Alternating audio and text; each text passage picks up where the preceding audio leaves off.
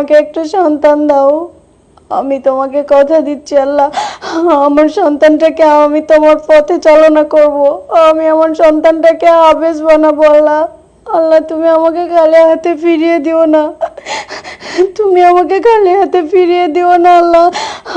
আমার স্বামীকে তুমি তৌফিক দাও, সে যাতে তোমার ইবাদত বন্দিগি করতে পারে আল্লাহ, তোমার দেখানো পথে চলতে পারে আল্লাহ। তাকে নামাজ পড়ার তৌফিক দাও, আমাদের সংসারটা একটা শান্তির নীড় করে দাও আল্লাহ। আল্লাহ তোমার দরবারে আর আমি কিচ্ছু চাই না, কিচ্ছু চাই না। নূপুর, তুমি? হ্যাঁ আমি। আসলে তুমি জানো না, একটু আগে তোমাকে নিয়ে আমি কী সব চিন্তা ভাবনা করেছি। আসলে আমার নিজের উপর নিজেকে ঘৃণা হচ্ছে যে আমি কতটা নিচু মনের মানুষ। আমি তোমাকে নিয়ে কত খারাপ খারাপ চিন্তা ভাবনা করেছি। তুমি জানো নূপুর, আমি একটু আগে ভেবে